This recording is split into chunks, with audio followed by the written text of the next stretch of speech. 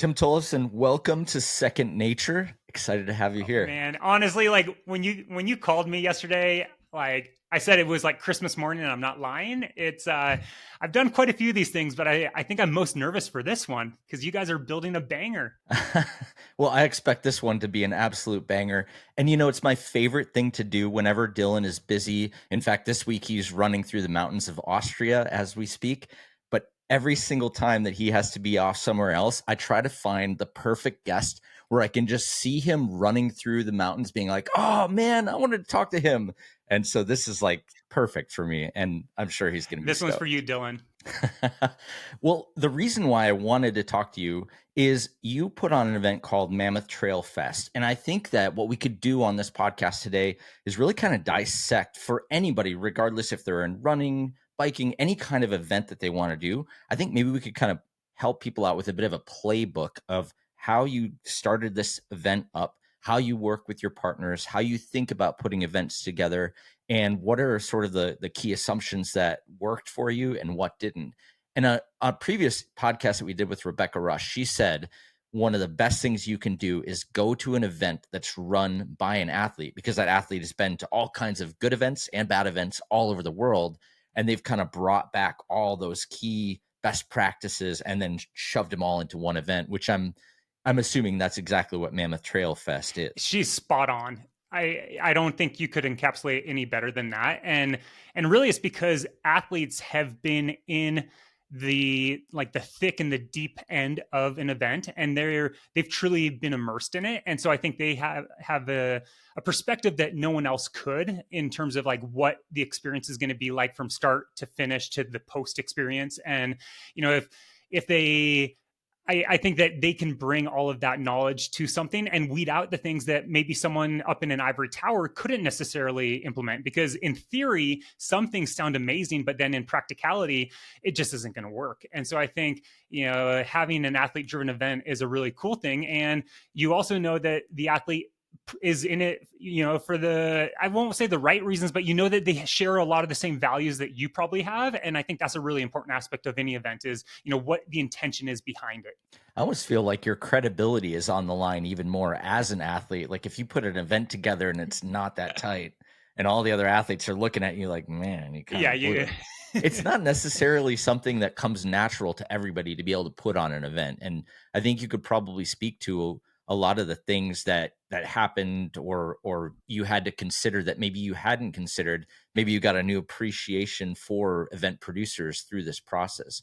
Is there anything that kind of stands out to you that really you weren't expecting that you were going to have to deal with, or you didn't think was going to be as difficult as it was? Well, the first thing to piggyback on your point is it gave me a deep appreciation and just kind of gratitude for all the events I had ever attended because I thought I was a good attendee in the sense of like, I'd have a good time. I'd talk positively about it. I'd kind of roll with punches if things didn't go super well. But one thing I recognize is I never made a concerted effort to really reach out to the people behind the event to thank them. And on the other side, realizing how much work goes into it, I like anytime I have gotten like a little note of gratitude, I'm like, wow, like that's so powerful because I think you may have even said like when everything goes well in an event, like no one really cares. But if something doesn't go well at an event, everyone's going to let you know about it. And you like, even though that's the minority opinion in the community, like those voices are very loud. So if something doesn't go well, like you internalize that. And I know personally, like I have a hard time separating that from like just me as a person. So I feel like if something went wrong, like I'm wrong. And it's just given me a much deeper appreciation where now when I go to events, I really make an effort to like thank the race directors or the organizers or the volunteers, like more than just a social post, like, write them a letter or send them an email. And I think that's something that like I'm glad that I'm still in this sport so I can do that. But like moving forward, it's something like I encourage everyone because building something is so hard. It is so hard. Like I didn't think it would be as hard as it is, but it's also something that's super rewarding. I was thinking about the closest corollary that most people will experience in their lives is when they have to plan their wedding. And some people take a year of their life to make sure everything is perfect. And then after you have this amazing day, ideally, uh, You then go to the next wedding and you start to pick out, like, what is their catering? What kind of this did they pick out? What did they do for that one? And you just have this eye for those little things. But I've got to imagine also it helps you when you're coming back for year 2, year 3, as you go to other events, you're probably also picking out things that maybe you hadn't thought about that you now are paying closer attention to, right? Indeed. The same goes like there's a parallel with anyone that has ever done trail work. Like you can't run or ride a trail again the same without like thinking it through the lens of like maintenance and sustainability and, maybe creating something new. And Lindsay, my wife and I, we joke like we didn't have a wedding. So Trailfest is just like our annual wedding that we throw on for everyone. And it just gets bigger and bigger each year, which is super fun. But it is kind of like that. We're planning a wedding. um, I think that now when I go to an event, I start thinking through the operations and all of the small minutia of from packet pickup to where vendor tents are like situated, or how queue lines are set up, how the communication is from the organization to the athlete, and trying to learn from all those things, because ultimately I think like we're in the events business, but it's really an experiential business. Like it's all about how your runner or your community is going to feel, and trying to ease any of those friction points or touch points that and make them smooth is what our goal is, and so that they have a good time. And yeah, every event I go to now, like my mind is thinking so much different, and like learning or hopefully taking lessons from them so that we can implement them and make Trailfest better every year. So what was the original impetus for you? What set you off on this path of, you know what? I want to run an event. I want to get my hands dirty. I want to make one of these happen for myself. What pushed you over the line to go from just running events to actually running an event? That's been a slow burn over a decade. Because I think like a lot of people that are in any sort of sport, like you fall in love with the culture of the sport, and like the dream would be to find a way to make that part of your lifestyle or your profession or your vocation for the rest of your life. And in running, that's very difficult to do. As an athlete or a pro athlete, we have kind of a shelf life that isn't necessarily super long. But for me, the event space was never something I considered until my very first trip to Europe for UTMB, and that was back in 2015. And it kind of just blew my mind because I had come from the road racing world where I'd attended a lot of the major marathons throughout the country, and been to the Olympic trials, and like appreciated these big operations and like productions that they were. And then as I came into the trail space, it was much more very low key, mellow, chill, start at a park and finish. But after I went to UTMB, it kind of like married those two experiences that I'd had of the deep connection of the trail community, but also the excitement, the passion, and just kind of the animation of a big scale event. And I fell in love with that immediately. And then over the years, I just started talking to people here locally in Mammoth of like, man, we have all the right ingredients for something like this, but there's nothing exists. And it always came back to like, why doesn't it exist? And the answer was no one has done it yet. And so like over the years that like kind of just like I had a seed planted, but for a lot of reasons we could go into, like I was just scared to take a chance at it. And I was like, well, that's not me. I never went to business school. I don't have any experience in events. I've never run an event. I volunteered, but it's a lot different. And so I just had a lot of insecurities around it, thinking like, no, it's not for me. Like I would love to do it. I know it would be successful, but someone else will do it someday. So I think it wasn't until, years later that I finally kind of took a couple of those steps forward. It's a big undertaking for anyone to put on an event, and you think about all of the different stakeholders that need to be a part of it. But the coolest part, I think, about putting on events, whether it's this event or any other potential event that people could put on, is that so much of it is just about raising your hand and saying like, I want this thing to happen here. And there's the barrier to entry is actually lower than most people expect. And this is this is why we can have nice things, because we put this stuff together by ourselves. In the early days of free ride mountain biking, a lot of the pro riders did the exact same thing before the Crankworks existed, before all these big slopestyle events came to light. It was the riders finding a way to put an event together. And, sometimes a handful of times we actually took over an indoor motocross track and used the dirt and made jumps and stuff like that, because it was like, well, what else are we going to do? No one is going to build this for us. We got to build it ourselves. And ultimately that over time ends up becoming something really valuable for the sport, for the culture, for the scene. And then, maybe some professionals step in and help out even more. But it starts there. And I think there's a lot of room in almost every single outdoor sport for a lot of people to do exactly what you did, where it was just, all right, there should be a trail race at Mammoth. The terrain is amazing. The amenities around here are cool. Like everything about this is perfect.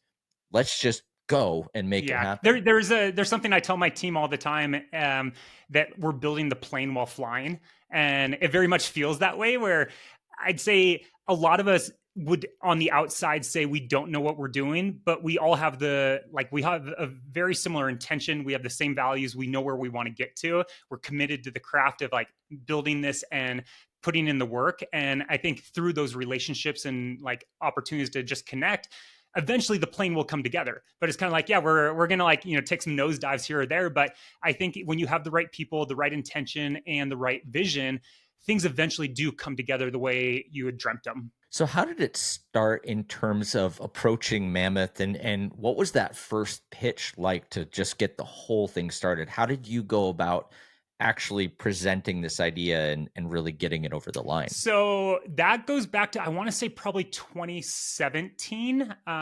One of the like, I mean, and I think this will be like kind of a thread probably through our entire conversation today. Everything I've learned about the event space, professional running, just athletics in general, or life, it's all relationship dependent. And in a place like Mammoth is a small community. We're only about 7,000 residents permanently year round, tucked away high in the Sierra at 8,000 feet elevation.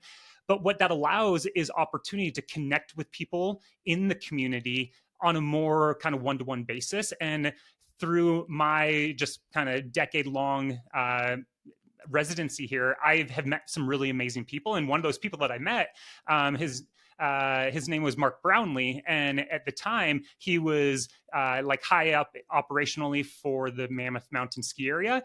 He has now since promoted up into the Altera group, but he followed my like all my exploits out at UTMB every year. Like he and friends would stay up all night drinking espresso, watching the tracker. This was before like the true live stream at UTMB, and like I would come back and he's like, and he was just amazed and blown away at what happened over there, and he loved following it. And so the two of us started talking. We're like, we really should have something like that here. And he was fully supportive of it. And then as this idea started to get a little more traction, like he being in a position of power, he saw the vision. He saw, like, he believed in me as, someone to make it happen. And so that allowed kind of like that initial, just like crack in the door of like, oh yeah, let's tease this out. Let's experiment with it a little bit. And actually we were gonna, well, I was going to hopefully launch something in like 2020 was my initial goal. And then we all know what happened. But I think, the pandemic, for all of the terribleness that it brought,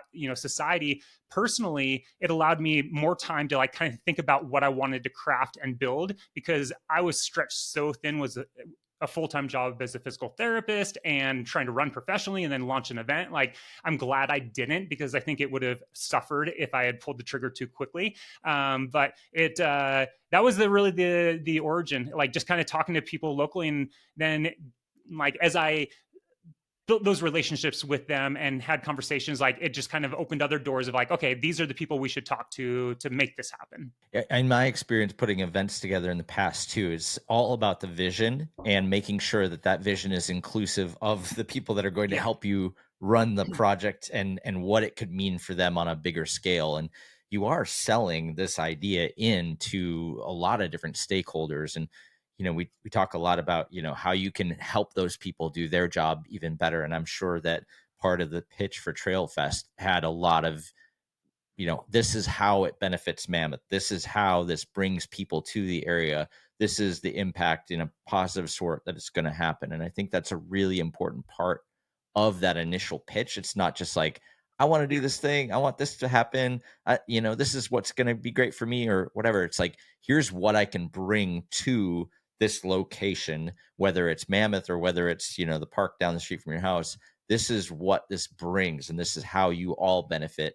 And you've done a lot of the thinking and a lot of the preparation to help those people sell it into their people, because it's never just you and another person putting the whole Totally. thing And I on. think that's a really good point where like you really need to hammer down or tease out your why. Like why are you doing this? And there could be a dozen different reasons, but from there you can extrapolate like the how and the what, like on how you're going to implement it. And to your point, like that's how you're going to sell the vision to someone and get them on board, because there's no shortage of amazing ideas out there and everyone's going to be pitched amazing ideas, but like the follow through is the hard part. And you really need to connect that story on, okay, why should we spend our time, resources, or energy on this project? Like, and that was something that I found that I was quite good at getting people excited about trailfest. And I then was terrified of when they said yes, because sometimes I'd be like, oh yeah, like we're gonna do this and this and this, and they're like, oh, that sounds amazing, yes. And I was like, and then they would say something like, what next? And I was like, crickets, because I didn't know what next. So I'd kind of like clam up. I'm like, no, let's go back to the vision. Let's go back to just like talking about it. And that was something I continually learn. It's just difficult to like, kind of take the how and the what steps forward when you're building anything. It's that phase where you're sort of riffing on stuff too. Somebody hears something that they really like in the middle of a riff, and then you got to go back and figure out how to actually make that Yeah. thing happen. Could be the real challenge. I've certainly made that mistake more than a few times. And I think part of that is also just the way that we talk with visionary stuff. Like, I want this to happen, and then I want this to be a part of it. And sometimes the people you're speaking to are very concrete and they're like, that would be great. And I want that right now. And you're like, well, that was kind of like a V2 Yeah. thing, but okay, what do we need to I do? mean, a real life example is I think you probably remember because I sent you a text message yesterday, but you and I had chatted in like 2019, and I pitched you an idea for like the little like beginning seedling of Trailfest, and I wanted Red Bull to get involved. And I think you were like, man, that sounds amazing, but it never went anywhere. And for me, I was just like, he said no, and you never said no. It's just it didn't get traction. And that was one of those like perfect example of like you just have to keep grinding at it, and I saw the vision, but I couldn't communicate to you or the people above that would have made the decisions why it was important at the time. And it doesn't mean it was a bad idea. It's not ready yet. It just needs to go through some more iterations. But that was a good kind of opportunity for me to recognize like, okay, like the doors are going to be shut on me. And, as an athlete, as an ultra runner, like you learn to be resilient and push through things. And it's like, 100 doors are going to shut, but one of those will eventually open. So like, let's find the door that's unlocked. And eventually like, we're going to get to that next kind of domain. The interesting thing that adds into that is that it's difficult for an outside sponsor to jump in on year one of just about anything. If you came back to Red Bull now and you said, hey, Mammoth Trail Fest is this, and this many people show up for it, and it's already successful, and it's got this momentum, and we want to add in this really crazy extra thing that's going to be XYZ, it would be a much You're easier right. sell. Whenever a sponsor's like, or whenever you approach a sponsor, and this is not a critique of our discussion, but just in general, whenever you approach a sponsor and it's like, we could do this thing only if you come in the door, that's when it gets difficult for a sponsor, because it's like, oh man, we're actually doing the heavy lifting here. When you say, we're doing this thing, do you want to be a part of it? It's going to be insane. It's a lot easier. And you can say, we're going to do it either way, but you can reap the benefit of it or you Yeah. cannot. But we're going to move in this direction. I think it makes it easier for that person because, again, going back to this idea of, we're already kind of doing your job for you, but this fits so perfectly with your brand that this might actually work best for you to be the lead on it, as opposed to, we can't do anything unless we have your support. That's where I get nervous, because I think about, well, to run the event, you also need to do this, this, Yeah. this, this, this. Am I also paying for Yeah. those things? And so you're in a way better spot now, Mhm. years later, and absolutely you should hit my crew Are up you at Red guys Bull. listening? But you're spot on. Where that's probably the same in like I've heard venture capitalists talk about how like we don't want to support a founder where we are their lifeline. Like you want to know that the founder is going to be committed to doing this. They're going to find a way to survive.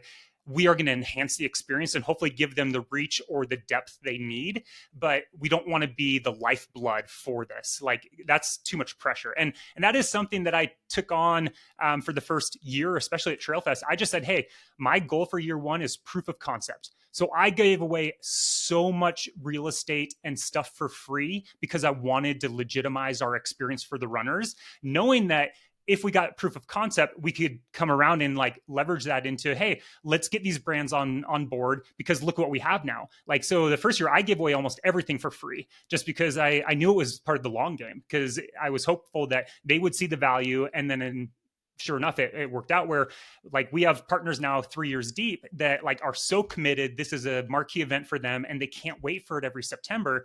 And that was our vision. We want to give them great return on their hard earned, investment, emotionally, financially, and, just time wise. And so that's kind of our thing, is like, we have this philosophy of like undercharge and over deliver. And I think that's somewhat of a dangerous thing. Like, you can get into like, you don't want to exploit yourself, but I do believe in that, where it's like, I want people to really feel that they got value from their purchase. And that's, the runners, our sponsors, our partners, or our local entities involved, where everyone feels like they got more out of it than they put in, because I think that's a good way to kind of continually build our relationship year after year. Absolutely. And the more momentum you get year after year, the easier those conversations get, the more proof of value that people have gotten out of it. And then, it's off and running. It's, the plane is flying, it's cruising at that point. You've worked really hard to get that thing up in Yeah. the air, and now you get to sort of reap the benefits of it, right? I don't think a lot of events are actually profitable year one. Obviously, you gave away most of your stuff, but I've got to imagine at this stage, you're headed towards some level of profitability with the Yeah. event. We definitely are. And I think that's something that like I've really tried to be cognizant of. And I think from the outside perspective, you can look at any event and be like, oh, that's what I want. I want a UTMB, or I want a Trailfest, or I want a fill in the blank, a Red Bull Rampage. And the reality is, there could have been a decade of work preparing for that launch that you never saw. And I spent 3+ years just designing our courses and going back and forth with the Forest Service and our other local land agency managers on what could work. It's like, so our courses have hundreds of hours of my time mapping out on Caltopo and other things, just like plotting what my dream course would be, thinking about every turn when the runner crests, like what they're going to see, which direction we should go for the best light, like morning, afternoon, evening. All of these things were really like put into it. So it wasn't just, I looked at a map and said, oh, that's 31 miles, let's go. Like, it took hundreds of hours, which might surprise people, but I think that level of care is needed to have something that people really resonate with. Like, people might not be able to tell you why they like Trailfest, but I would hope it's because all of the little details we spend a ridiculous amount of time and energy on, because we think it matters to people. Yeah, I think it's all that stuff plays into that long picture of just every single person that has an experience with Trailfest wants to come back again and again and again. And that's the stuff that's going to make it valuable for the long term. I think there's certainly value in starting small and then iterating to get to that point. Like, you probably could have pulled off some level of Trailfest in 2017 or 2018, and maybe you'd, have the same level or even more momentum at this point. Who knows? But that little incubation period that you gave yourself to really make this thing perfect from the start is, there's a lot to be said for Yeah. that. And I think the word perfect is perfect for this, because my fear of launching something was the fear of being imperfect. I thought we needed everything sorted before we pulled the trigger and made it public. And ultimately, like, this is where I got lucky, is that over those years, there were other race directors and organizations that started reaching out to Mammoth because they saw a void and they wanted to fill it with an event. And they approached the ski area and they said, hey, like, we really think we could do this. And the mountain told them no, because I had already planted a seed of what I wanted to do. And that goes back to the relationship stuff, where like, they had enough trust in me that like, no, this is, we want to work with a local, we want to work with Tim. And I really am like forever grateful to the mountain for doing that, because they could have just gone with a tried and true, operation that knows what they're doing, and it could have like knocked it out of the park year one. But the cool thing is, we've been building it locally from our community for the community. And I think having that autonomy and control is really, really enjoyable. But it was that fear of perfection that I sometimes do wish I'd launched something small scale in like 2017, 18, 19 just to get my feet wet. But I'm glad we eventually did get it off. But it was that fear that like, we're going to lose this completely if we don't do something. And year one, we had a lot of problems, but it went forward. And I think that's the reality of anyone that's in the event world. There's no such thing as a perfect event. Like, you look at the Oscars or the Olympics or whatever, there are going to be issues and little fires here and there. I think they just get really good at managing them and like making sure the user or the consumer doesn't see the fire or the smoke, but there are things going on under the surface all day long. Yeah, without a question. And I think especially if you've never run an event before as the event producer, you don't know what you Yeah. don't know. And you have to go through the fire and learn the hard way on some of that stuff. And ideally, you've had enough experience at events that you kind of know what to anticipate or where other events have fallen down. But you really don't know for sure until you do it that first time. So iterating from a smaller event into something like this wouldn't another approach that people can take. Not Yeah. everybody has to do trail fest at Mammoth. They could do something small and local to just get their feet wet, to get a feeling for what do I need to do? What are the things that are probably going to go wrong in a lower stakes environment? And then take that to someone else. And again, it goes back to the idea of momentum. Like, oh, I'm already doing this level events and I'm going to do a bigger one. And now it might be a good time to jump in with me because I've already proven myself over here. We've done 10 other events that are way smaller. This one's going to be bigger, but we know and we're confident that we have all the things in place to scale up. Oh, I think also what's kind of great is, coming at it from a fresh perspective can also allow you to iterate and build into something that the industry doesn't necessarily already have. Where, like, as Rebecca said, like coming at it from an athlete perspective, we aren't we aren't thinking like shareholder like appeasement or all these other like line items. We're thinking about the experience. We're thinking about like, what do I want as a runner at this place? And I think that's really refreshing, where it is going to provide a different product to the community.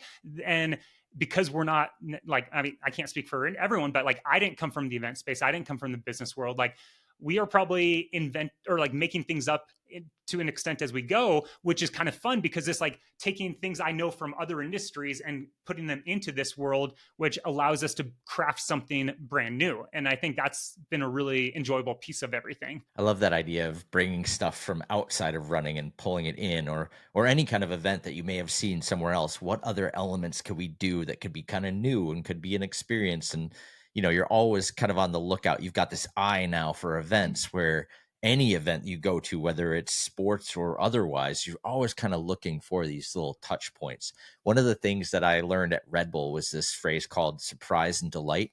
And it was always this one extra element that Red Bull would try to find to just surprise and delight either the people that were spectating the event or the people that were participating in the event. Something that was kind of unexpected that would just make them be like, huh, that's cool. And when you see those actually happen, then it's easy to pull those over into your event. And it just adds another element on top of making sure the race is good, making sure their experience overall is good. How else can you surprise and delight I love people? that. You obviously had a relationship with the mountain already, but what other stakeholders did you have to get kind of in the door to make this happen? Because I'm certain it wasn't just plug and play, like you got the sign off of this one group. What other Who else are you talking to? Yeah, this will depend obviously on your location and region, but like personally, we have a lot of like stakeholders. We have our major one is the U.S. Forest Service, and I think for most people in the U.S., that's going to be the most important partner to build a relationship with, because they are responsible for managing the resource, which is our land and our forests, and they are the ultimate kind of gatekeepers to whether or not you can hold an event, especially for trail running. And so that was a long multi-year relationship development that I had to go through just to like, one, introduce myself, let them know what our vision was, what our long-term plan was, and then also educating them on what trail races were, because we didn't have trail races here. Like, I had to do a lot of like just kind of one-on-one saying like, this is what it looks like, this is the kind of impact we would have. And so it was building that trust with them that we could do this thoughtfully. And they're one that continually moving forward, like they're one of my most important partners, because one thing that I've recognized is that with Trailfest, our vision is to share trail running with people, get more individuals into the sport and the community, but we don't want that to ever be at the expense of the land and the resource that we love recreating on. So like if we outgrow that, we have to scale back, and we always are cognizant and thoughtful of like we don't want to ruin the thing that we loved in the first place. And so that's where the Forest Service really helps us with like these analyses and other like things to make sure that we are doing things thoughtfully. And we always anything that we try to like launch, it goes through them first to make sure that they're okay with it. And if they have any issues, we'll go back to the drawing board because we don't want to compromise the resource, which is the land. Also locally, we have the town, we have our tourism board, we have the county, we have BLM, we have LADWP, which is the Los Angeles Water or District of Water and Power. We have the Mammoth Mountain Ski Area. A lot of places you're going to deal with like regional parks or like counties. And so, I mean, we have our fire department, our police department. So every year, even though we have this, pretty enclosed event, I have half a dozen to a dozen permits that I have to apply for and work through and make sure that you keep those relationships going. Because if at any point one of those stakeholders say, no, we don't want to do this, we're on that rented land where we're, going to be susceptible to what they decide. And so that's where, I think it really does go back to relationships. Like none of this will happen without showing why we're doing it, what the intent behind it, how everyone hopefully is going to benefit from it, and then learn each year and build and take their concerns, opinions, and preferences into consideration as we look into the next year and far beyond. I think that's overwhelming to a lot of non-event producers to hear all of that stuff.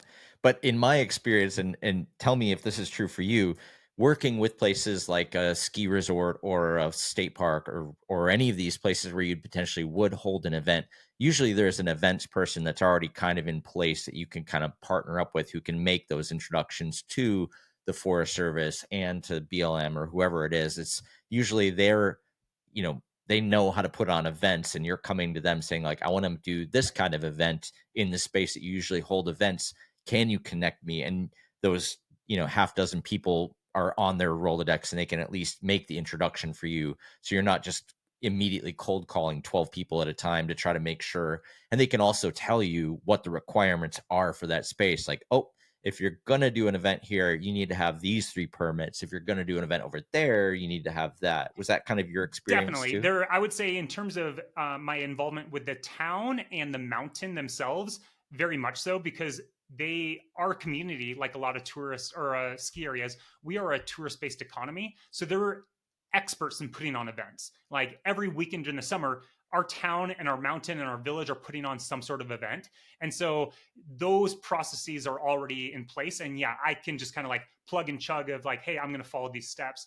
In terms of working with the Forest Service and the land managers, that was a little more challenging just because they hadn't done a running specific race. They've done mountain biking races. They do the ski area, but a lot of it was a bit of kind of like building it as we went to educate them what is possible, what we don't think is appropriate. And, but it was a slow, arduous process for sure.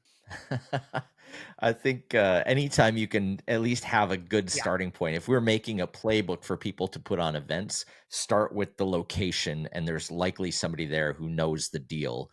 You're not going to have to just Google your way through this. In most cases, there's Yeah. usually someone who can roughly point you in the right directions, and if they're nice, they'll make an introduction for And you as well. something I really learned just as an athlete is it never hurts to ask. Like you can cold call or just reach out to someone and be like, "Hey, I saw that you guys did a Freedom Mile, for 4th of July downtown, like, and you had all these barricades. Where did those come from?" Like, ask the town, and they'll probably say, "Oh yeah, we actually have this stockpile of a bunch of metal barricades that everyone can use. You just fill out a permit and here you go." And so there are a lot of times that and I did that as an athlete. Like, I'm like, well, I'm just going to reach out to this company and ask them if they'll sponsor me. Like, what's the worst? They say no. And so I think getting over that fear of rejection is really important in the event space. Absolutely. Another element for events, which I've got to imagine is a big element for Trailfest, and I know plenty of other big events, is volunteers. How did you go about recruiting people to help you run this program? Events do not happen without volunteers. Like, hard and stop. Um, you know, I think this also goes to the thread of relationships. Like we reached out to a lot of our local organizations that were in town and tried to build this around and with them and include them. So like at our aid stations, each aid station is run by a local nonprofit, and then in turn we either donate to them or and we give free entries to any of our volunteers. So that's something like, I guess in terms of voluntary, like commitment, like if we're giving like race entries, maybe that's not really voluntary anymore, but we feel that their time is valuable. So anyone that does volunteer with us will get credits towards the next year's Trail Fest, because we really value their time, and we think that we want to keep them close and part of this thing. But with our local organizations, it's been really fun because then we donate money to them. Like some of our biggest ones are the local high school cross country and Nordic programs. We donate money to them each year.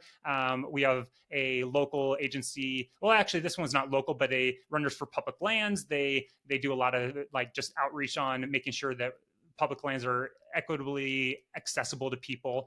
So we identify different organizations in our community that we think could use the monetary assistance or value, and then in turn we're hoping to get their volunteer hours so that they can help this run. And one thing I think that's cool about that is that it really makes it feel like a community, because we are a community, but it actually gives it that like hometown feel where they aren't people just signing up like, yeah, I got to do an 8-hour shift. This is going to kind of be a bummer. Like people are excited to be out there. And that's something that, again, going back to the experiential thing, like we really want people to feel like this is not just a trail race. Like this is an experience. Like you're going to come, you're going to hopefully have a great time running and shredding, but if nothing else, you're going to walk away feeling empowered because of the relationships you built. But the volunteer stuff is a struggle every year. And I think that's why a lot of races can kind of end up folding or going under, is they don't find enough volunteers to help out. And I'm new to the space, so I don't have all the answers, but something I've viewed is, I think the way you treat the volunteers, the way you recruit the volunteers, it all goes back to what we said at the top of the conversation. Like, what's the intention? What's the why behind this event? And I think when people resonate with that messaging, they're more likely to want to commit and be part of it. And that's what we are hoping, that like we are welcoming people into the trail space, getting them stoked on it. And then they are going to go to their own communities and like, hopefully they want to start a trail race, or they just want to volunteer at an existing trail race, by like strengthening the community through all of these aspects. It's interesting. I wonder also this idea that we were talking about earlier of surprise and delight. Like, what are the things that you could do for the volunteers to make it special? A lot of them are just showing up for their shift because they do have, requirements that they've got to do volunteer work for, Boy Scouts or their fraternity or whatever. But also, what can you do for people that are really interested in getting access to, could you do a quick little thing like, hey, if you want to do an event in your city, let's do a quick, meeting about that, and we'll show you the behind the scenes of how this comes together. Or, you want to meet, the top tier athletes that are here, we're going to give you guys a chance to meet them. What are the things you could do for the volunteers to make that experience something that they would actually want to come back to do, and how you could maybe surprise them with Yeah, something new, or give them access to something that they wouldn't have it's true. access to? And in terms of like what we do at Trailfest, we try to create that experience for anyone that's on site, even if they're not a registered runner. So like all of our events are free. They all happen in the Village Plaza. We have podcasts, movies, talks, demos, music, different things going on. And this year we're going to be looking at food trucks and other things. And so all that stuff is something, if you come, like it'd be fun just to walk through the village, even if you didn't know there was a race going on. And for the volunteers, like you said, like giving them access and like opportunities to like listen, learn, grow, and have these, kind of experiences is something that we try to build up, along with the entries that they will get and the swag every year. We have some pretty sweet swag at Trail Fest. But I think that is, you're right. If you can surprise and delight them, like if you can connect with them on an emotional level, like they are going to want to come back. And we want to work with people that want to work with us. Like this is something that we love doing. I think about it pretty much every waking moment. Like, how can we make Trailfest better, to the point that Lindsay gets annoyed with me. She's like, okay, take some time off, like let's just watch Netflix and chill. But like my mind's always thinking like, no, but like, how could we do this or change that? And yeah, I think that's a really difficult thing for a lot of events, but it's critical. Like, you got to make people feel appreciated. And actually, that's what I was going to touch on. Year one, I learned the hard way that um, we got a bunch of volunteers, but I didn't empower them to volunteer. And I think that's really frustrating for a volunteer, where if you're going to give up your time to do something, you want to make sure that you have clear direction and you have clear resources to be successful in the volunteer role you want to do. And I didn't do that first year. So I had a lot of volunteers that like felt like they were kind of wasting their time or ran into resistance because I hadn't clearly communicated certain roles or tasks to other people. So like, anytime your volunteers feel like they're getting that friction, like, that's not a good experience. And it really made me think through the volunteer kind of like the big picture and the flow chart of our operations, thinking like, okay, no, like, Aaron, if you come out and volunteer, I want to make sure you feel empowered and equipped to do a good job, because you're going to love that. You're going to know that, hey, I helped these runners do their stuff and you got fulfilled. But if you're hitting resistance, that's a big breakdown in that. And that definitely came down to my inexperience. And it was a hard but great learning opportunity. Were there any other sort of assumptions that you had going into that first year event, or even anything since? Have you had any assumptions or elements just like that where you had an idea and then in practice you learned, like, actually, I need to do this differently? Many, many, many, many. The first top of mind is, um, regardless of how many years I've been in the sport, you can't assume that another runner expects or desires the same thing as I do, because like for the first year, I made the decision that we weren't going to give out medals at the finish line. We were going to try to do something else, like, some other commemorative piece. But sitting there for 12 hours and like handing people their commemorative like medallion that couldn't be hung around their neck, like, you just saw the energy and the excitement of what they just accomplished, running over a mountain through the California like Sierra. All of this, like, all like their hero's journey was just wiped away because like I didn't have a medal to drape around their neck. And like, so person after person after person doing that, it just like resonated. I was like, okay, I can't project that I have enough medals, so let's not do medals for everybody. Like, and so though that was a really powerful and painful lesson, to realize that like we're going to possibly and most likely be the first touch point for someone in the trail running world. And I want to make sure their experience is like my first experience. And anyone that's been around for a long time, it's easy to kind of get, curmudgeony or like jaded, or it's like, run of the mill stuff. But like remembering that this is someone's very first experience, like, let's make sure that it is memorable and they are getting the things that they have dreamt about. And something like the medals was a big learning lesson. That's interesting. I wouldn't have even I thought mean, about that, but yeah, but like part absolutely. of it also was at Trailfest, we've made a lot of pushes or initiatives like to be more sustainable and environmentally conscious as we build an event, and that was one of those. We're like, well, everyone doesn't need a medal. Medals end up in the landfill, and but in reality, it's like, okay, no, there are thoughtful ways to have medals. There's a reason why we have medals, like, and so it was a really good opportunity to grow and learn from. Yeah, I think the only thing I've ever gotten besides a medal is like a pint glass with the event logo on it, which probably does get used quite a bit Yeah, more. But you're right. If you run, a 50K, you definitely want to have a medal. I don't yeah, know why. It's just ingrained in all of us. Like I yeah, earned a medal. yeah. What is so you're now coming up on year 3. What's sort of your long-term vision? Because I've got to imagine what you originally pitched to Mammoth as your vision for Trail Fest. You're executing on that, or to a large extent. But what does this event look like in 10 years, or what do you see in the next 5 to 10 years kind of unfolding? I think about that a lot. I want to make Trailfest just like a marquee event in our local community, where it is a hub for sustaining our residents and our local businesses through the shoulder season. And that's kind of one of the big priorities. And right now we are situated end of September every year, which for any ski area, that's typically when the mountain bike park is closed. And there's this transitional period of maybe 6 or 8 weeks before winter hits and the ski season kicks off. So we're kind of filling a void there, where typically there's this massive drop in tourism, which means a lot of locals get laid off. There's not much in terms of just opportunity for people that are living here in the Sierra. So like continually driving that sort of like economy locally is something that we want to be able to be part of, so that our residents don't have to take off or find another job or leave completely because they lost their employment.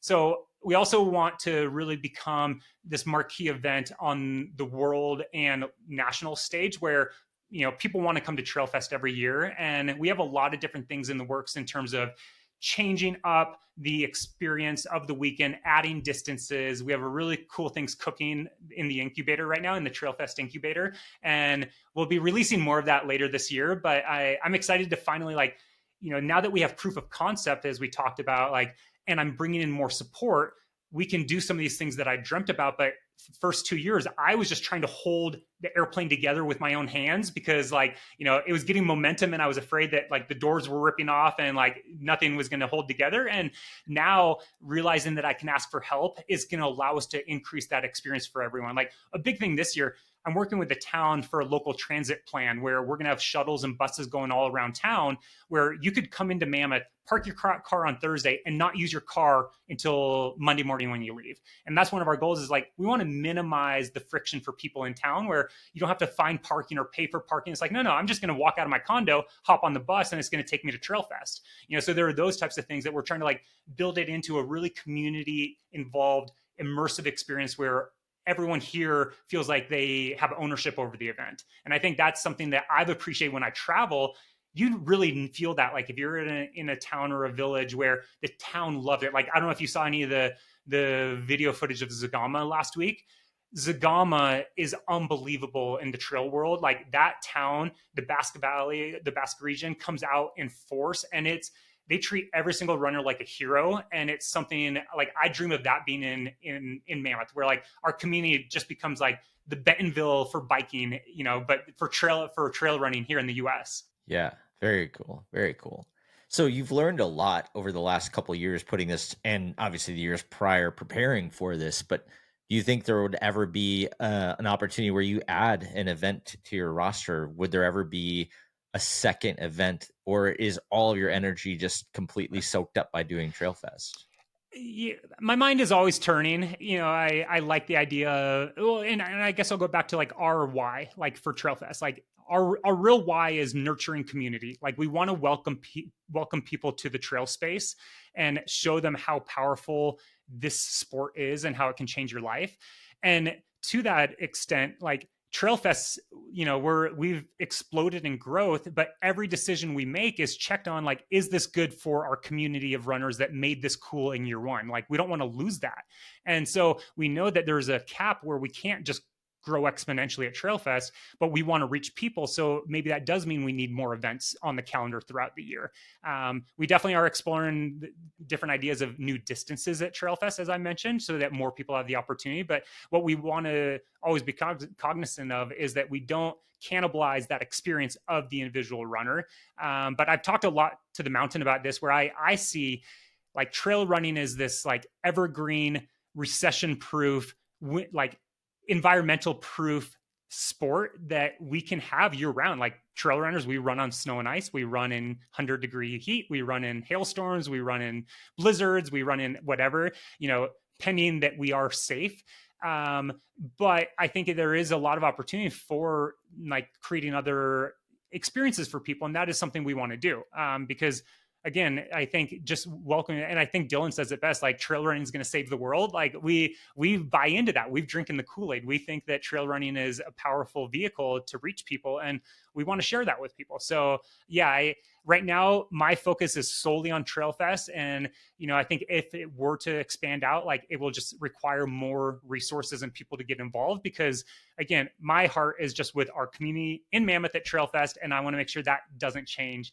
And we spoke earlier about how like I love UTMB. I don't necessarily love everything that's happening with UTMB, and every year I go back, it's a good reminder of like growth is challenging, growth is painful, and it's not always for the best. And so like we are very cognizant of that as we scale and grow. We don't want to lose what made it cool and amazing the first year, because I don't want to ever like look back and be like, yeah, Trailfest was cool, and now it's just like some, kind of big sellout. Like, it's like, no, we want to welcome people, make sure as many people can access it as possible, but we don't want it to like lose its soul. Fair, totally fair. I think that's the best way to think about all of the growth and how you put your effort into it. And I think connecting it back to your why makes a ton of sense. I also am curious because you've maintained your role as a professional athlete as well as a professional event producer. How do you balance those two things together? And does the event actually play into any of the discussions that you're having on the athlete side? Yeah, that is a fascinating component. It's been a challenge, that's for sure. Because I mean, Trailfest takes year round prep, like the way it's going, and it takes a lot of my energy. But what I've realized, as opposed to kind of the profession I'm coming from, which was physical therapy, is that I have more flexibility and freedom to get my training in around the Trailfest work, which has really been nice. Where, anyone that's in any sort of clinical setting, it's like you're 9 to 5 and you're gonna, do your training pre or post. Where now it's like I could answer emails or work on some creative stuff at 3, 4, 5 a.m., go get a great training session, and then come back and still, feel like I'm accomplishing something in the day. But yeah, I have noticed that, and I think you've talked about this, how, maybe in Red Bull, like you almost categorize athletes as, performance driven and like, was it like project driven? Project. And I haven't had those conversations with sponsors because I still want to compete at the highest level. But I've had people reach out and like just compliment what we're doing at Trailfest and make comments that that's as important as winning a big race, because it's reaching a lot of people, is bringing people into the sport, and it's hopefully creating these lasting memories that people are touched by and they want to stay connected in this outdoor industry. And so I'm starting to realize how powerful this vehicle is, and I would hope that sponsors or partners see that value and want to build it with me. And that's something I really do value. Is you can look at our partners at Trailfest, like from year 1 to year 3, we have almost all the exact same partners. And I've been offered a lot more from other partners, but I've said no because I really respect what we're building together, and they believed in us when we had no proof of concept. And I feel like that is really valuable because they're the ones that are going to be in the trenches with me when it's really hard and gnarly, and they aren't just sending cash. They are sending energy and experience and love to the equation, and I think that's something that can't be bought. And obviously we do need to be profitable and think about those things, but I really value the long-term partnerships. And so that's something that I hope that as we move forward, able to continue to kind of foster that. That's really cool that you've kind of hung in there with the people that started with you. It makes a ton of sense, and that's admirable because I think a lot of people would be like, "Oh, here I can actually put all this extra money into making the event even better." And I'm sure it balances out, right? I'm really curious too. Can you, with this is just sort of a random idea, but can you actually essentially sell aid stations to additional partners? Where imagine if there was a craft table at mile 10 and it was the brand's job to make that a memorable aid station. Has anybody ever done anything like that where they make I've been at certain races where different groups will kind of like assume the aid station, but has anybody ever just like sold out all of the aid stations to different brands that wanted to be That's a good engaged? question. I don't know. And as I'm learning, which again, I didn't go to business school, but you know who else didn't go to business school? LeBron James, Tracy McGrady, Kobe Bryant. Um, I I have learned sometimes the hard way that like partnerships and sponsorships like come with a lot of expectations, where I have a presenting partner for Trailfest, and then I might want to offer something else, and then I realize like, oh, that the optics are bad in that like I'm infringing on that territory that the like premier presenting sponsor is paying for. And so I'm learning that. So to your question, like, could you sell aid stations? I don't know. Maybe if you, let's say our title sponsor was the feed, and every aid station was like a different nutrition company. Obviously, as we talk through this, that might not be the best thing for the runners. Like they're like, okay, I just got goo, then I got scratch, then I got tailwind, and now I'm throwing up everywhere. But I do think about these things from a fresh perspective because I don't know how the sponsorship models typically work. So something I've done with all of our partners is say, hey, what's going to be a win for you? Like, how can we make this valuable? And let's build this partnership together. And I don't have like just tiers of like, okay, this is 1, 2, and 3. It's like, how do we do this together? Like, what do you want out of it? How do we like hopefully like cultivate that? And that's kind of been fun. So I don't know, maybe we do look at options of like these aid stations are options for things. But again, for me, it always comes back to like, is this going to improve the runner experience? And if the answer is yes, I'm going to go down that avenue. Like I'm going to explore. I'm going to try and see what it looks like. Doesn't mean it's going to work, but I like to say yes to things. It seems like there's a lot of opportunity in trail running and a lot of other outdoor sports to do different things, to bring in elements that maybe haven't existed in other places. And surely the category exclusivity conversation is a difficult Yeah. one. And there's only, a few different categories that are available. But I just think about our conversation back to the volunteers of like getting that many people to support that many aid stations. Could this be a potential hack Yeah. for making sure that all the aid stations are Yeah. amazing, and each person or each brand running the aid station is fully committed to making that experience something memorable for the runners. I think it's an interesting way to think about it, or to approach it, or maybe there's some key ones. I just think back to certain aid stations that are the crux of the event for Yeah. some people, and what that would be like to put this moment together with a brand experience, and how that might impact someone's, you know, uh, just the way that they think about that brand from that point forward. Like, oh my gosh, X company completely saved the day Yeah. because they did this for me at mile 50, or, And whatever. Just, building off that, like in a sense, we are experimenting with that at Trailfest in that Goo, they sponsor our Summit aid station. And like, it's just part of like, I said, hey, you guys get priority if you want this. So they're not buying the aid station, but they're one of my partners. So I said like, hey, if you want the aid station, you can. And they have activated the summit of the mountain at 11,053 feet here high in the Sierra. And to your point, like it is a party on the top of the mountain. This year, we're going to have a big screen TV showing the entire live stream of the event. So if you're up there on the summit, you can ring cowbells, watch what's happening in the village on Dragon's Back. On the summit, you'll catch yourself on the big screen.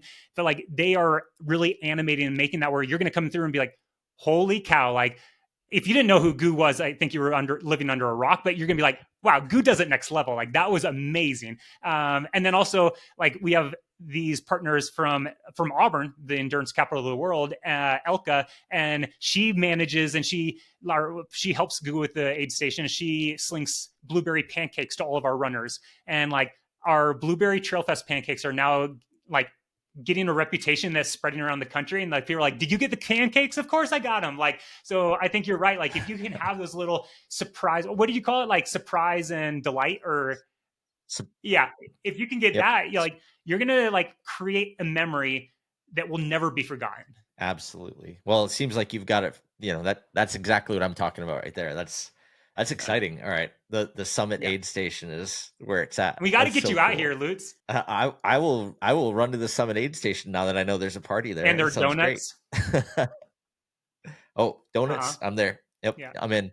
I got inspired by Dylan about a month ago. He had raced something out here, and I've had a pair of Speedland shoes for a while, and they were kind of collecting dust a little bit, and I was like, you know what? If Dylan's gonna get back on it, then I'm in too, because Oh yeah. I used to run 50K 50-mile races, and he was my I sent you a coach, pair of and shoes. Remember that? that's right, that's right. What race? Oh yeah, I ran my first 50 miler in those shoes. Actually, Yeah. thank you.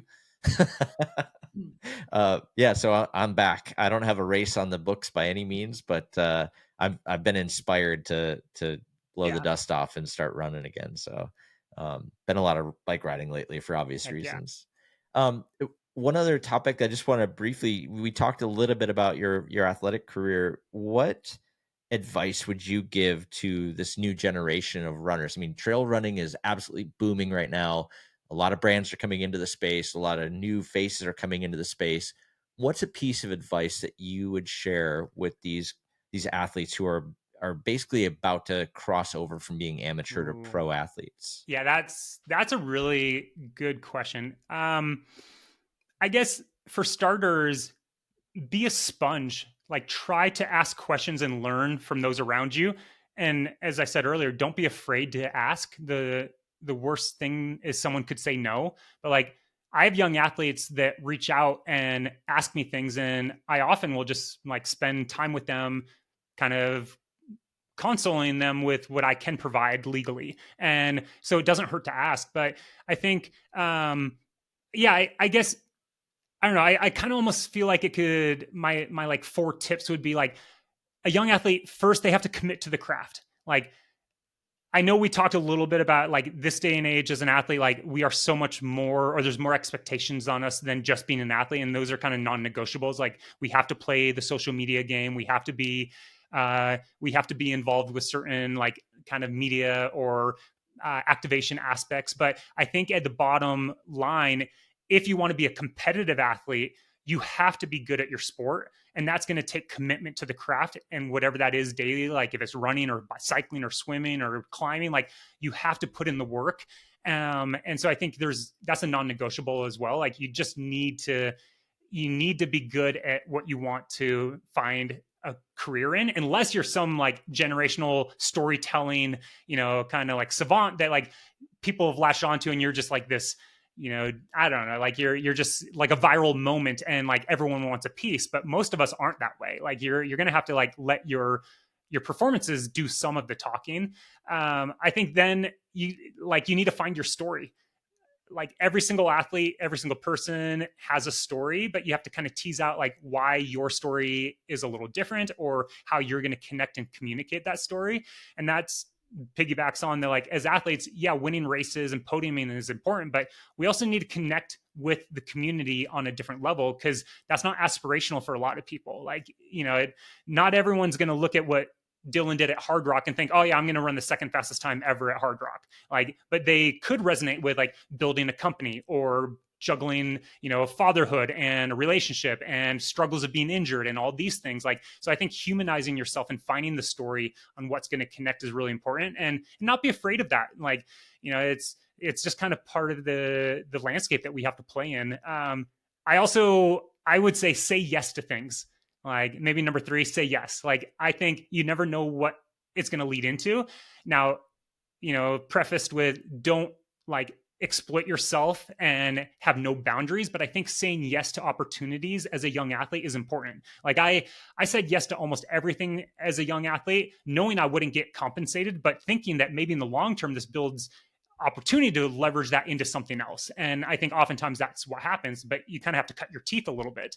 And then I think probably, I don't know, bet on yourself. I think you just like, if you believe you have a chance, like don't sell yourself short. So like, if someone wants to lock you into like a 5-year deal, like be like, I'm going to get better every year. No, let's go for a short deal. Like, I feel like I'm going to like leverage this into something else. But if you believe in yourself, bet on yourself. And I think as athletes, a lot of us do believe in ourselves. So don't let other people take advantage of you. I love that. That's amazing advice for anybody who's pursuing this as their dream. The only thing that I would maybe add is don't forget the professional and professional athlete.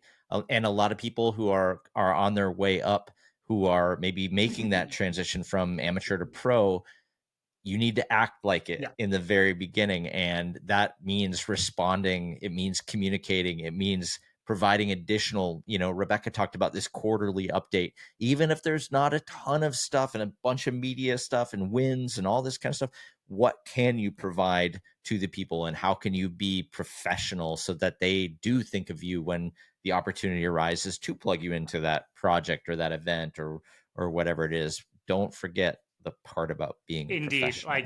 I hate doing invoices, but that's part of the game. Like you have to like, unless you have an agent representing you, like you're going to be in the weeds of everything. And I think that she was spot on of like those quarterly updates is paramount, because as an athlete, I know I feel this still. I've been in the game for a decade and I still feel insecure about like, if I get injured, should I tell my sponsor?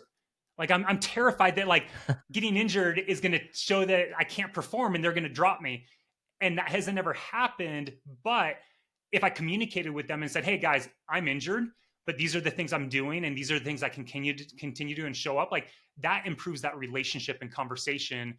with them, but you have to not be afraid to broach that conversation. Like communication is key as in any relationship. Amazing advice, and I think, we've talked through so much of the playbook for putting events together and, coming up as a pro athlete. I think now we should have a discussion, the BPC.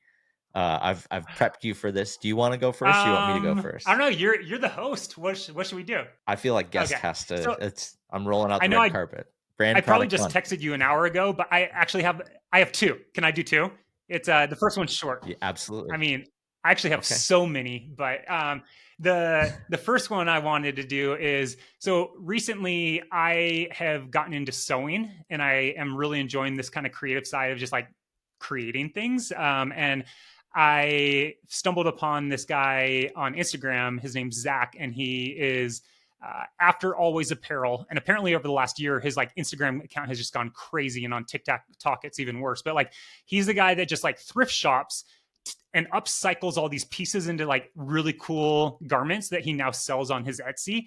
And I just love the fact that like he is taking things that exist in the world and he's repurposing them into something that's even more rad, and then making a business out of it. And so like it actually inspired me. Anyone that has followed or follows me on Instagram will see that I maybe a month or two ago I posted a little video of me making something, and it's actually this hoodie. I hand stitched it, and it was like kind of inspired by that. Just thinking like, I don't know, like being able to like create something from a bunch of little pieces. And you can see behind me, I now have a sewing machine, and I'm trying to learn how to use that because hand sewing is really difficult, and it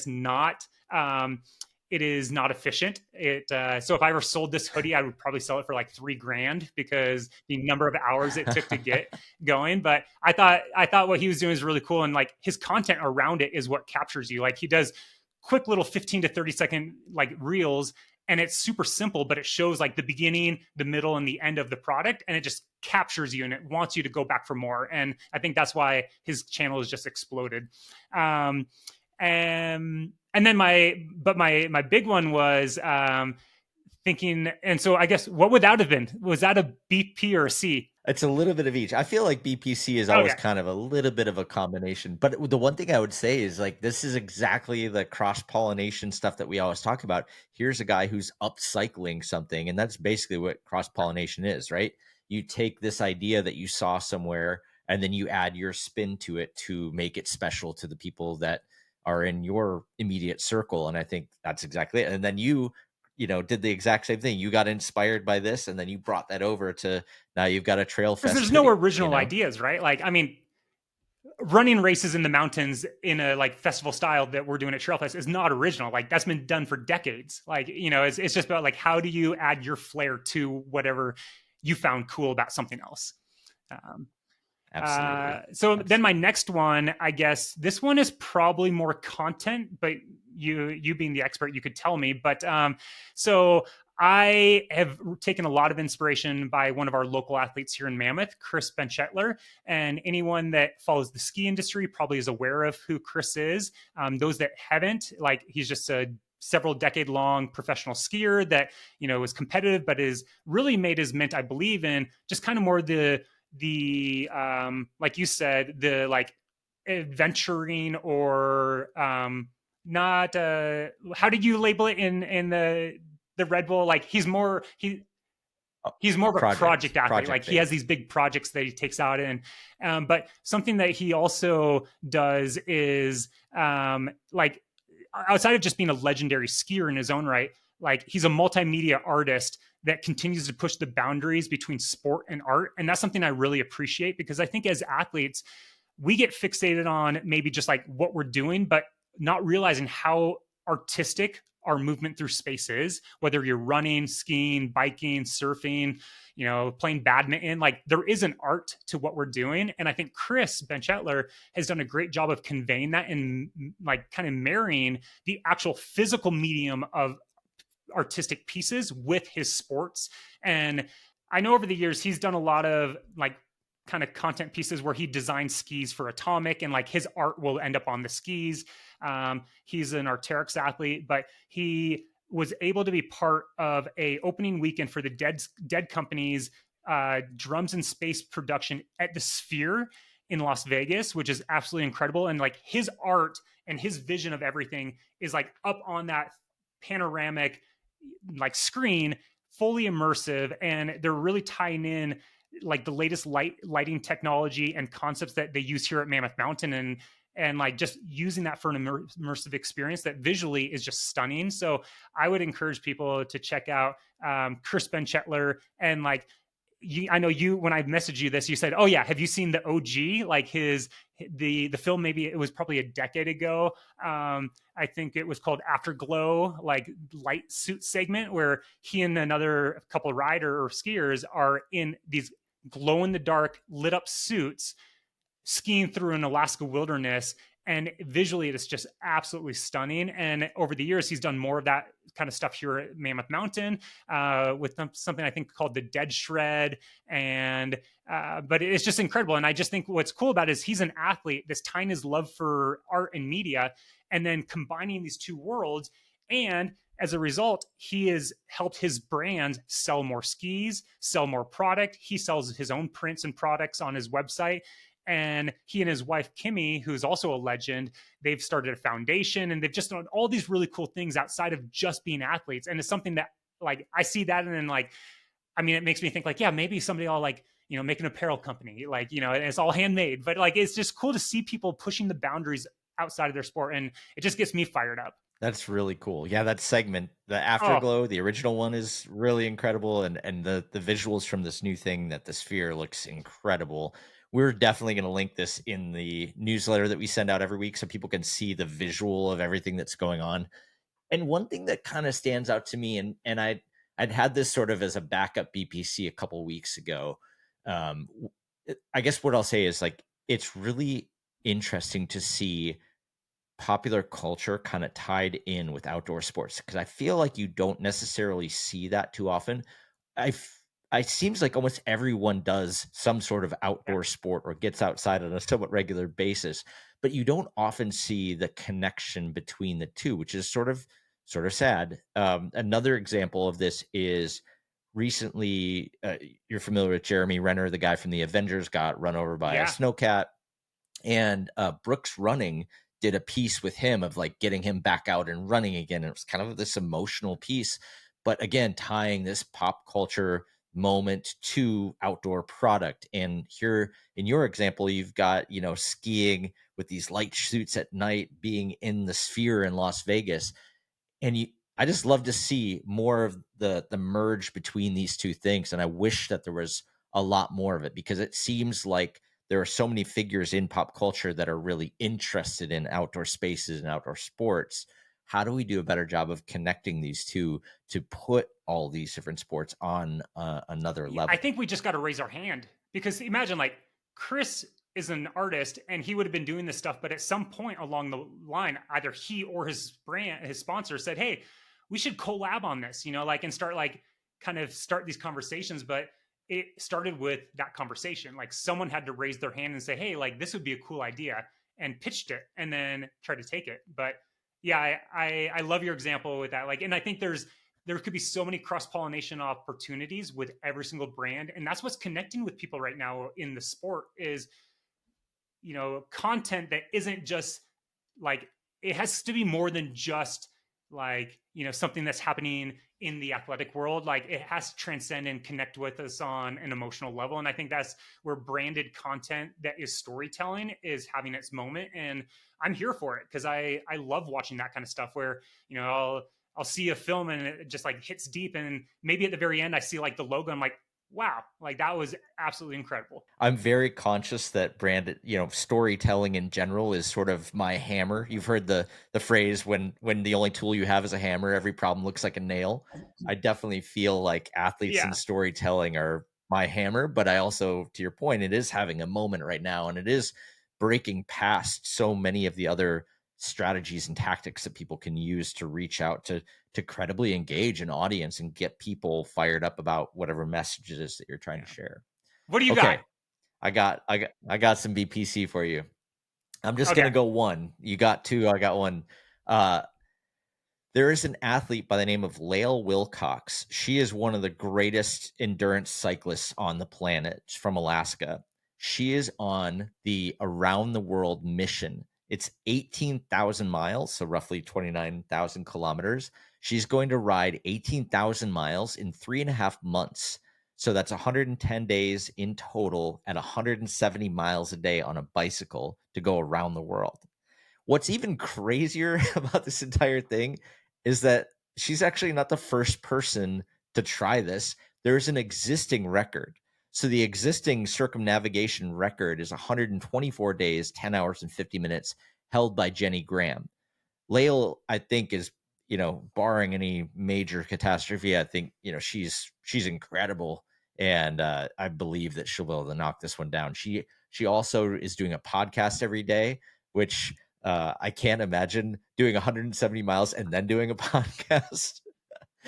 But she's incredible at just thinking about how often you would need to replace certain parts. Surely, there'll be a flat tire here or there, but certain parts are going to wear out after 3,000, 4,000, 5,000 miles. Like, it's not, you can't just like ride the same bike around the world. It's some serious wear and tear in three and Yeah, a there's half so many months. logistics to that operation. That's incredible. And I pulled that up right now, and in the first 2 days, she covered 525 miles and cited she rode into a headwind with dark skies and thunderstorms and a lot of rain. It's like it's just like foreshadowing of what's to come. That's incredible. Oh, Yeah, that's how it but and started. to what you were just saying, like, and creating content around this, like anyone that's engaged in like a physically taxing pursuit, to also be consciously thinking about how to document or provide something of utility to then like broadcast is very difficult. So like huge kudos to her to be able to like undertake both of those initiatives. That's a big effort. I'm not sure which one's bigger, I'd podcasting be more for scared of the for podcasting than the 110 days. biking. I personally, that would be my fear. Well, I think you did great on this podcast. So, only 109 more days to go, and you'd be right Oh right there with man. her. Yeah, that's incredible. Amazing. Have you ever, what's the furthest you've ever ridden on a bike? Not that far. I think actually the farthest I've gone in one shot was the 100 miler at Rebecca's Private Idaho. I did that 2 times, Ah, but 100 miles on yeah. gravel, that's enough. That's enough for Okay. me. I think 170 miles in a day. Yeah. Yeah, I'm Nice. good. I mean, that 100 miles is proper. It was a solid effort. That's a great race, and I don't know why I thought that I would just be able to do that off the couch. I definitely was humbled that With some first year. saddle sores. Oh yeah, it was pretty brutal. Oh. Awesome. Well, thank you so much for being on the pod today. Any last words of wisdom for Ooh. any event producer athletes out there? I guess the number one thing be just like commit to the long game. You know, patience is an underappreciated virtue or value in all aspects of life. And I think that if you are patient and committed to like little steps, they start to stack up. And over time, that compounding interest of whatever you're invested in is going to pay back in like in massive spades. And so you just need to not get lost in that process. You know, it's so just, you know, keep going forward. Like as we say at my sponsor Craft, like right foot, right foot, left foot, just trudge ahead, head down and go. And then also, I guess to Dylan, um, watch out, I'm going to take your spot soon. So it's I feel like we're on the Daily Show and I'm John Oliver like interviewing for Jon Stewart's job. And so let me know how I did. I'm scared. I had no time to prep. Well, I'm sure the people in the YouTube comments will be gentle. You did great. Yeah.